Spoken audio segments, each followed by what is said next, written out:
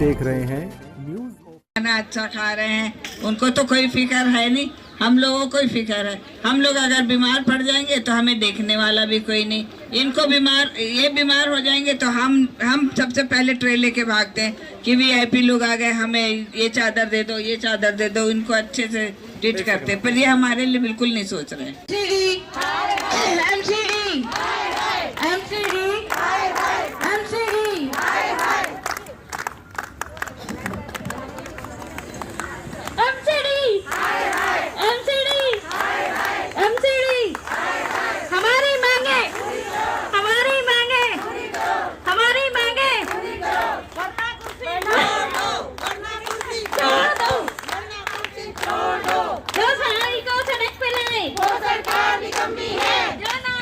जो नारी को सड़क पे लाए वो सरकार की कमी है। जो नारी को सड़क पे लाए वो सरकार की कमी है। वो सरकार बदलनी है, वो सरकार बदलनी है। जो नारी को सड़क पे लाए वो सरकार बदलनी है। अपना हक लेके रहेंगे, अपना हक लेके रहेंगे। वेतन नहीं तो काम नहीं, वेतन नहीं तो काम नहीं।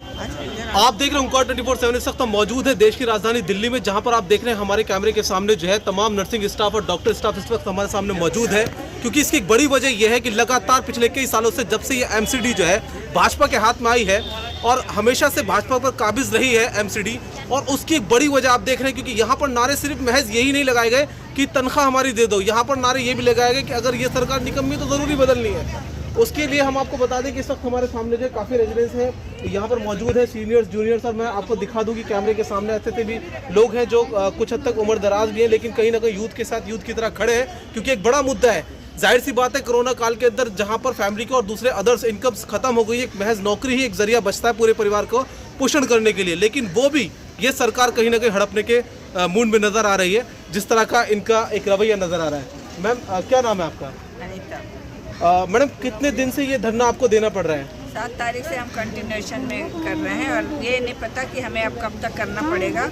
हमें जब तक कि सैलरी, बोनस, एरिया ड्यूज, ये जो भी ड्यूज हैं हमारे वो सब मिल जाएंगे तभी हम हटेंगे, इससे पहले हम हटने वाले हैं नहीं। मैम अभी तक कोई आपको सीनियर्स की तरफ से या फिर संबंधित अधिकारियों की तरफ से आश्वासन मिला है कि कब तक आपके ड्यूज क्लियर हो जाएंगे? नहीं, अभी तक कुछ नहीं मिला है। मेयर ने तो बिल्कुल हाथ खड़े कर दिया कि मैं कुछ नहीं कर सकता है। मैं ये चाहती हूँ कि तीनों एमसीडी को एक किया जाए। मेयर जो 3 एमसीडी के 3 मेयर, उसको भी एक किया जाए, तीनों कमिश्नर में से भी एक किया जाए। ओके सर, क्या कहना चाहेंगे कि क्या उम्मीदें लग रही हैं आप लोगों की, कब तक ये मेल और फीमेल स्टाफ वापस चला जाएगा?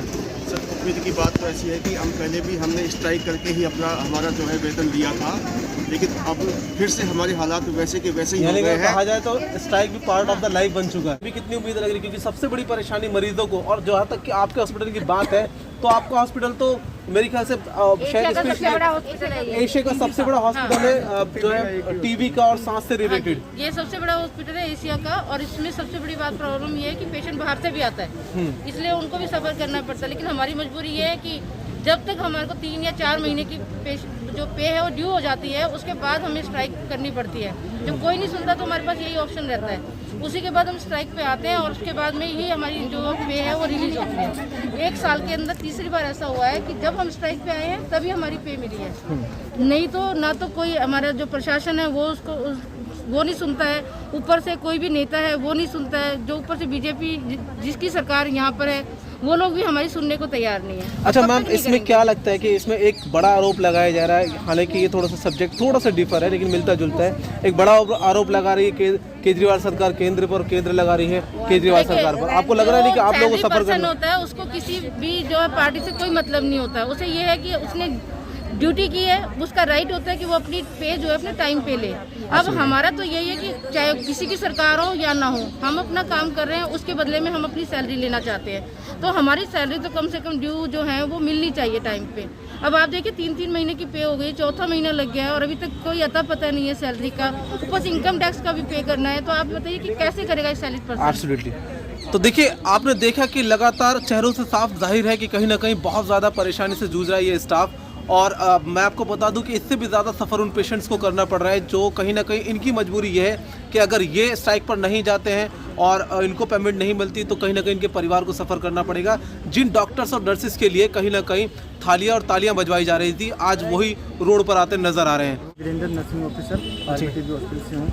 आप देख रहे हो कि हमें आज 5वां दिन है, कंटिन्यू स्ट्राइक पे हम कर रहे हैं, लेकिन आज तक हमें प्रशासन से किसी भी प्रकार का कोई आश्वासन नहीं मिला है कि हमारी सैलरी कब रिलीज की जाएगी। और 4 या 5 साल से हमारे ड्यूज, डीए, प्रमोशन हर एक के लिए हमें रोड पे आना पड़ रहा है। ऐसा क्यों? एक सिस्टम होना चाहिए जिसके थ्रू हमें रोड पे ना आना पड़े। ये बार बार एक आश्वासन देते हैं। जैसे भी हमने अक्टूबर में जब स्ट्राइक की थी, अक्टूबर में मेयर साहब ने हमें ये आश्वासन दिया था कि नवंबर तक 30 नवंबर तक मैं परमानेंट सॉल्यूशन निकाल दूंगा, लेकिन आज तक कोई सॉल्यूशन नहीं निकाला। हम वेट करते रहे। अक्टूबर उन्होंने पहले कहा कि अक्टूबर तक सैलरी रिलीज कर दी जाएगी, वो हमें सिर्फ सितंबर तक सैलरी रिलीज की गई। हमें एक लॉलीपॉप दे दिया जाता है, हर 3 महीने बाद एक लॉलीपॉप दिया जाता है कि आपको सैलरी दी जाएगी। आज देखिए वो उनका कमेंटमेंट था कि 30 नवंबर तक आपका सॉल्यूशन हो जाएगा, परमानेंट सैलरी का सॉल्यूशन हो जाएगा, लेकिन आज तक 2021 आ चुका है, साल भी चेंज हो चुका है, फिर भी किसी भी प्रकार का कोई भी सॉल्यूशन नहीं किया गया। अब तो हमें इन नेताओं पे ना एक तरह से विश्वास उठ चुका है। चलिए मान लेते हैं थोड़ी देर के लिए कि अगर ये इशू ऐसे ही चलता रहता अगले 1 महीने 2 महीने, तब आपका नेक्स्ट स्टेप क्या होगा?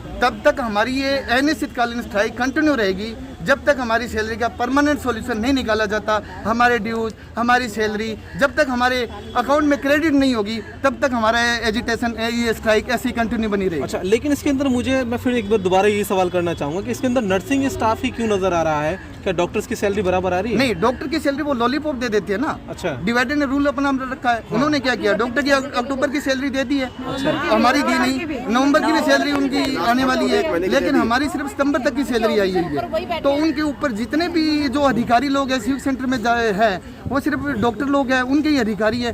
तो सबसे पहले वो उनकी सैलरी क्रेडिट करें। आप देखिए एक डॉक्टर की सैलरी कम से कम 3 या 4 लाख। कई हॉस्पिटल में सर ऐसा भी हो रहा है कि अगर बीएससी नर्सिंग जो नर्सिंग स्टाफ है, अगर नर्सिंग स्टाफ कोऑपरेट नहीं कर रहा है तो बाहर से ठेके पे बुलाने की कोशिश कर रहे हैं, जैसे कि हमारी जानकारी। कितनी सच्चाई है इसमें? नहीं, अभी तक तो देखो एमसीडी में ऐसा, नॉर्थ एमसीडी में अभी तक ऐसा नहीं होगा। जैसे ईस्ट एमसीडी है, ESI है, उनमें ऐसा चल रहा है, कॉन्ट्रेक्चुअल पे ले रहे हैं। वो एक मोनोपॉलिसी सरकार अपना रही है, ठीक है, ये भी गलत है। उसके प्रति भी हमने आवाज उठाई थी। अभी देखा होगा कुछ समय पहले एम्स ने इसके प्रति स्ट्राइक भी की थी। क्यों कॉन्ट्रेक्चुअल एक स्टाफ को लिया जा रहा है, यानी एक थर्ड पार्टी के थ्रू एक स्टाफ को लिया जा रहा है जो आप 3 या 4 साल पढ़ाई करता है, दिन रात मेहनत करता है। अब उसी को यदि ठेके पे लिया जाएगा तो कितने दुख की बात है। ये हमारे एक तरह से देश का दुर्भाग्य है। बिल्कुल, क्योंकि देखिए हमारे सूत्रों के अनुसार जानकारी थी, जो कि हमें काफ़ी हद तक पुख्ता जानकारी थी, हमने आपके सामने रख दी।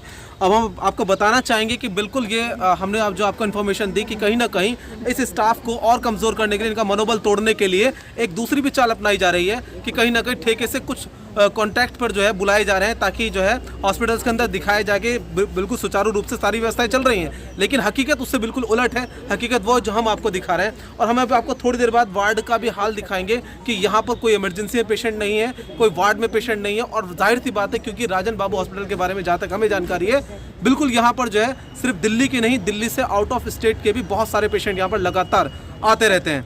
अब देखने वाली बात यह होगी कि इन तमाम सच्चाइयों के बाद आप लाखों करोड़ों व्यूअर्स को कहां तक ट्रोल करते हैं और कितनी जल्द इस समस्या का समाधान निकलता है। बने रहिए ओंकार 24/7 के।